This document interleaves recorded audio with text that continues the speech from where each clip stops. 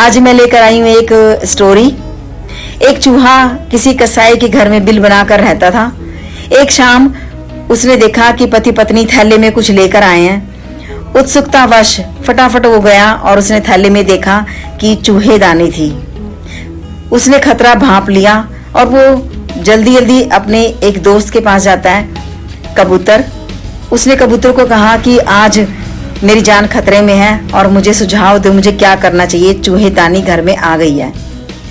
कबूतर ने उसका उपहास उड़ाते हुए कहा, मैंने कौन सा इसमें फंसना है, मुझे क्या लेना देना। चूहा फिर अपनी फरियाद लेकर जाता है मुर्गे के पास। बाड़े में जैसे ही वो मुर्गा दिखता है तो उसने मुर्गे से भी सेम वही फरियाद रखी। मुर्गे ने भी कहा कि मुझे तेरी इस समस्या से कुछ लेना देना नहीं है, सेम वही जवाब। हताश होकर फिर वो जाता है बकरे के पास। बकरे को भी सेम वही फरियाद सुनाता है कि चूहेदानी घर में आ गई है और मेरी जान खतरे में है, मेरी सहायता करो। अब बकरा तो हंस हंस के लोटपोट हो गया और चूहे ने देखा कि उसकी बात अनसुनी कर रहा है, वो वहां से निकल गया। एक कोने में दुबक कर चूहा बैठा इंतजार कर रहा होता है कि मैं इस खतरे से कैसे बचूंगा। तभी अचानक से खट्टाक की आवाज आती है और अंधेरे में पत्नी ने चूहे की पूंछ समझकर निकाला तो वो सांप था। सांप ने अंधेरे में उस पत्नी को डस लिया और एकदम से लाइट जलाकर पति ने आवाज लगाई कि सांप ने डस लिया, सांप ने डस लिया। भागा भागा जाता है, पड़ोस में वैद्य को बुला कर लेके आता है। वैद्य ने कहा तुरंत इसको कबूतर का सूप पिलाया जाए।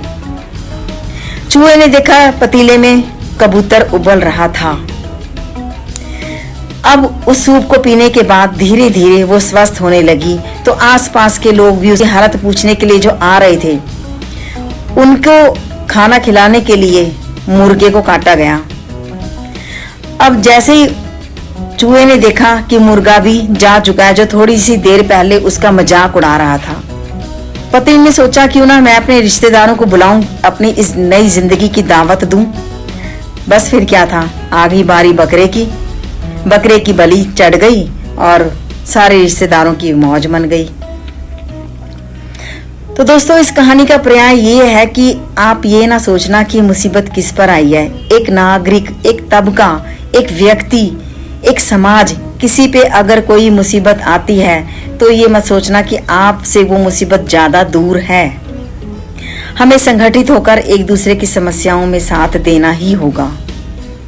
आपने ये प्रेरणादायक स्टोरी ध्यान से सुनी, इसके लिए बहुत बहुत शुक्रिया।